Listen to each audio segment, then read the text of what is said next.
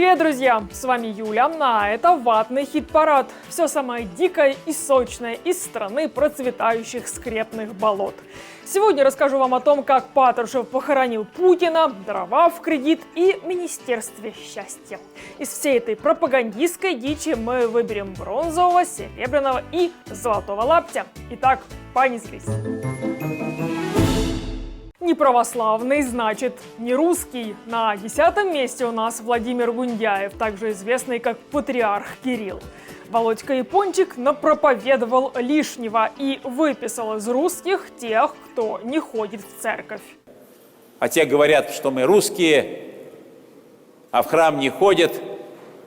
А задайте себе вопрос. А вы являетесь наследниками тех самых ваших отцов, дедов, бабушек, ваших прадедов и пращуров, которые с верой своей связывали жизнь? И если вы не являетесь их наследниками, в каком смысле вы можете говорить о себе как о русских людях? Совсем уже русские пращуры, правда, связывали свою жизнь с Перуном, Велесом, ну или Дождьбогом. Кажется, глава церкви, насажденной в русских землях чужеземной Византии, наследником этих русских не является. Кто не нашел еще этой веры, должен ее искать. Должен приходить в храм Божий, должен молиться за родных, за близких, за воинов, которые сегодня за Русь жизнь свою отдают. Не хочу еще больше расстраивать ФСБшника в рясе, но согласно опросам, только 1 из 70 россиян регулярно посещает церковь. Так русские они или нет? Вот и вся их борьба за традиционные ценности, цена разговорам о храмах в каждый двор и истерикам об отсутствующих крестах на новых купюрах.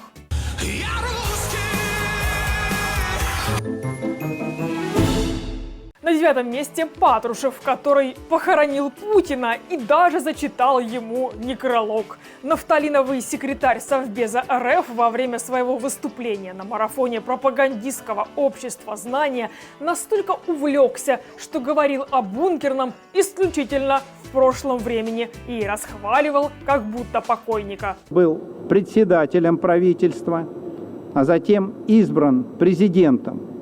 И в соответствии с Конституцией занял должность председателя Совета Безопасности России. Он детально знал положение дел в стране, имел четкую программу действий, видел цель, представлял задачи, которые следует решить для ее достижения. 8-е место.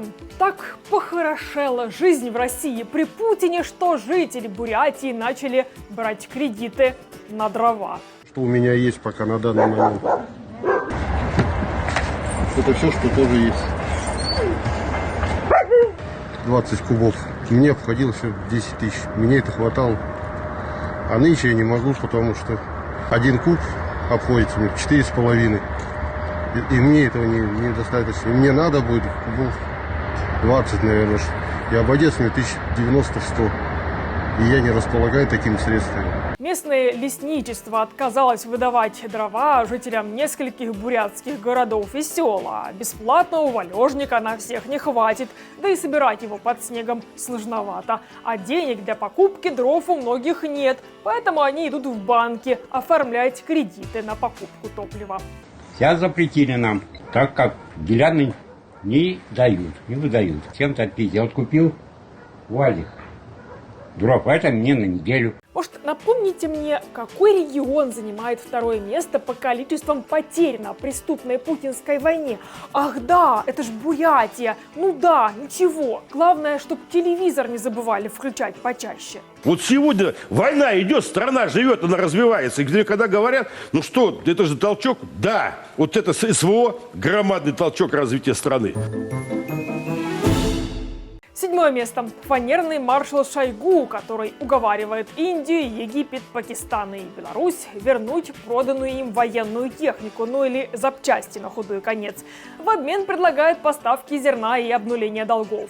Дело с техникой у него настолько дрянь, что человеку, похожему на Путина, нагрянувшего внезапно в штаб Южного военного округа, пришлось срочно показывать китайский вездеход для фермеров, выдавая его за российскую машину для перевозки раненых.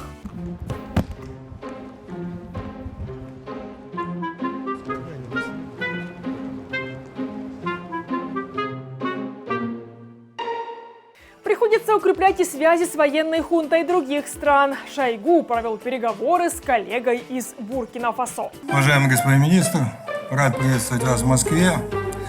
В этой прекрасной стране за последние 60 лет было как минимум 10 военных переворотов. Касум Кулибали тоже представитель очередного очень демократического правительства, пришедшего к власти также военным путем. Очень ценный партнер, у которого тоже можно попросить чуток другой советского военного барахла. Наши отношения основаны исключительно на принципах взаимного уважения и учета интересов друг друга. В последние годы они приобрели позитивную динамику. На 6-м месте новость о том, что на Ставрополье начали выращивать пищевых сверчков. Из них будут делать муку, а из муки разнообразную выпечку. Эта мука, мол, куда полезнее обычной. Там белков, витаминов, микроэлементов очень много, а углеводов мало. В сверчковой муке содержится до 70 грамм белка в 100 граммах продукции. В курице до 27, в говядине до 21. Кроме того, в сверчковой муке содержится железо в 1,5-2 раза больше, чем в говяжьей печени. Кроме того, содержится магний, кальций, макроэлементы, незаменимые аминокислоты. Аминокислоты, говорите? Ну как же так, дорогие россияне? Вас опять кормят говном по телевизору, получается? А еще прошлой зимой рассказывали про то, что это на загнивающем Западе жрут не то хомяков, не то червяков. На это вовсю работает Еврокомиссия, официально разрешая продавать в продовольственных магазинах то, что раньше как пища и не воспринималось. А сейчас, как оказывается, насекомые, жуки и черви – новое слово в кулинарии и новое слово в ресторанном меню. А теперь что получается? И россиянам жрать червяков можно? Это уже Киселев разрешает? Коровы, пардон, пукают. 5-е место у нас занимает обычная многоэтажка в центре Мурманска, которая, впрочем, ждет ремонта почти 60 лет. Байден, Обама, ну совесть у вас есть? Сколько можно тратить деньги на войну? На первый взгляд, это обычная многоэтажка, никаких следов неблагополучия. Да, никаких следов неблагополучия, кроме ободранных в трещинах стен и окон, забитых фанерой. А для России это очень даже благополучно. На 14 комнат одна кабинка. Сюда, если, допустим, утром на работу и кому-то нужно срочно, одна для всех. Мне показали дверь с буквами WC. Я спросил, а это для дам или для джентльменов? Мне сказали, у нас все общее. Я не поверил, но это на самом деле было так. Ну и далее дело приняло совсем уж не шуточный оборот, не то что у Лаврова в Швеции. Другие отхожие места на этаже захватили более прыткие соседи, чтобы провести там денацификацию и демилитаризацию, очевидно. По словам жильцов, соседи совершили самозахват 2 кабинок, установили собственную сантехнику и закрыли санузлы на ключи. Это не самая большая проблема. Только подумайте, какой гад этот Байден. У него полное хранилище газа. Страна бензогазоколонка, а они газа своим же не дают. Ну не скоты. Газ у нас на этаже, газ пришли, отключили. Так как плиты, старые плиты, никто без предупреждения, без всего, просто пришли с работы, готовить негде, газ отключен. Капитального ремонта никогда не было, а тот, что запланирован, придется ждать 14 лет. НАСА скоро опять высадит человека на Луну. Ну а вы ждите ремонта еще лет 14. И главное, политикой не интересуйтесь. Не забывайте отправлять мужей воевать за унитазы и дворцы Путина. Так, глядишь, и до ремонта дотянете. Лучшего президента у нас не будет. Владимир Владимирович все делает для того, чтобы наша Россия была богатой, счастливой, красивой. Он старается для людей. Все им довольны очень.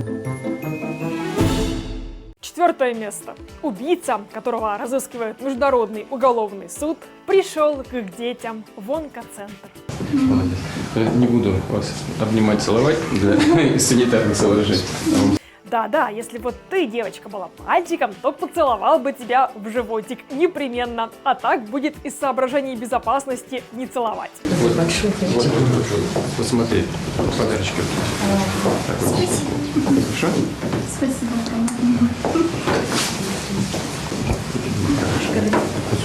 Спасибо. Не за что.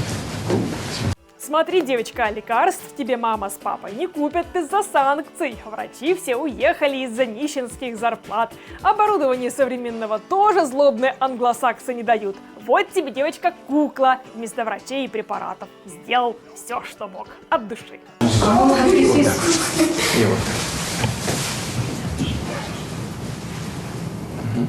Цирк с плешивым клоуном в главной роли продолжился в другой палате. Там любитель целовать детей в животике снова оконфузился. Маленький пациент Вадим не захотел даже разговаривать с бункерным дедушкой. Еле выдавил из себя «спасибо» по требованию мамы и не захотел вылезать из-под одеяла.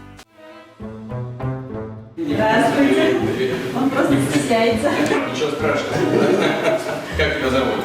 Скажи мне, из-под одеяла. Как зовут? А ты телефон передам.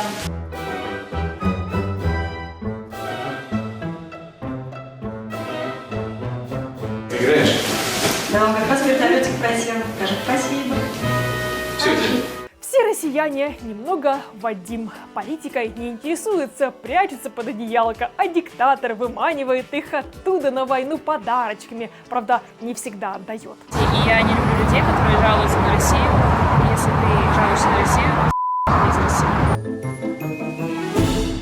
И мы врываемся в наш топ, дорогие зрители. Если вы досмотрели до этого места, не забудьте поставить лайк выпуску, а мы продолжаем.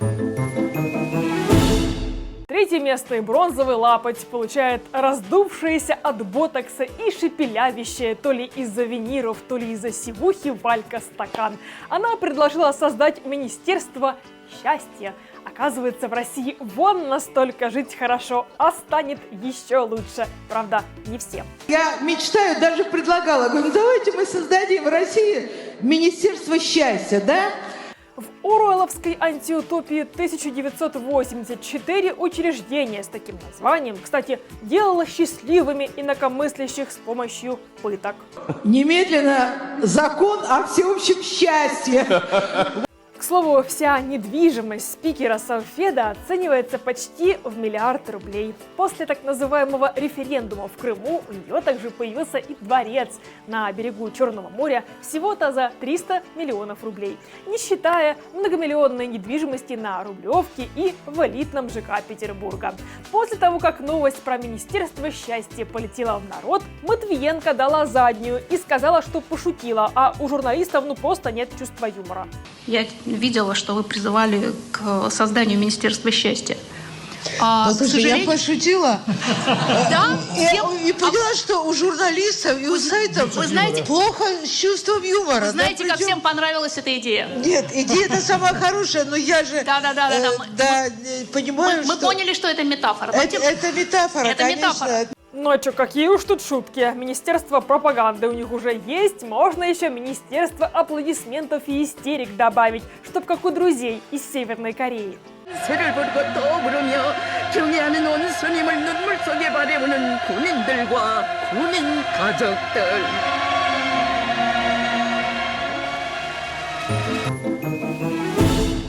На втором месте и серебряный лапоть получают православные активисты, которые потребовали лишить российского гражданства Наталью Орейро.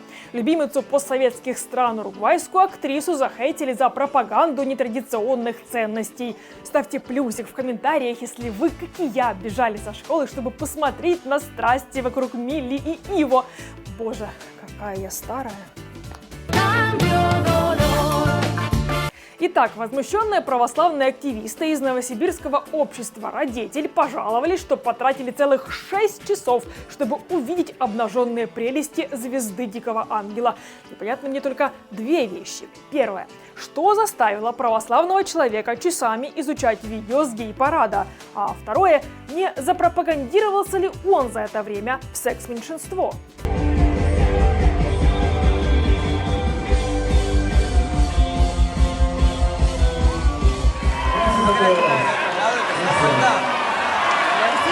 Кстати, в Госдуме уже призвали высечь плетью на Красной площади Пугачеву и Моргенштерна. Интересно, Орейро туда тоже привлекут? На Красной площади вывести, выпороть как следует, чтобы на коленях попросили прощения у всех граждан Российской Федерации, у президента, Ну и, наверное, по тому же принципу 95% доходов в казну, 5% оставить им. Ну и первое место и золотой лапоть получает министр просвещения РФ Кравцов, который чуть ли не на коленях с учебником в зубах приполз к Кадырову извиняться. Сегодня привез учебник «История», обновленный. К сожалению, в предыдущих редакциях учебника «История», на мой взгляд, некорректно излагались вопросы депортации. Мы с вашими коллегами были на связи. В переписанном учебнике переписанной истории было написано, что чеченов, ингушей и другие народы Сталин депортировал из-за сотрудничества с оккупантами. Теперь там все исправили, ведь нанесли Дону кровную обиду. Кажется, дно уже пробить невозможно, но оттуда постучал министр Кравцов. Я хочу вам зачитать уже исправленную, восстановленную историческая справедливость. И сегодня в разделе в 10 классе, в разделе депортации, текст звучит следующим образом. Трагической страницей в истории Великой Отечественной войны стало массовое выселение в условиях близости фронта и боевых действий 41-44 годов народов, огульно обвиненных ВКО в предательстве. Кадыров, несмотря на кислую рожу, вроде как остался удовлетворен. В этом все величие России. Безудержно присмыкаться, говоря о своем величии. Осознанно, в угоду политической конъюнктуре сегодняшнего дня, личным амбициям часто, перевирает историю. Сейчас, как известно, таких немало. Я уже много раз говорил о том, что вот это переписывание истории, оно делается в угоду сиюминутным политическим конъюнктурам. Сиюминутным политическим конъюнктурам. На этом у меня все. Что думаете о нашем топе, пишите в комментариях. И, конечно же, не забудьте поставить лайк, если вам понравился выпуск, и я не зря просматривала тонны шизанутого видео. Любі друзі, дорога родино, слава Україні, живі Білорусь! Пакусики!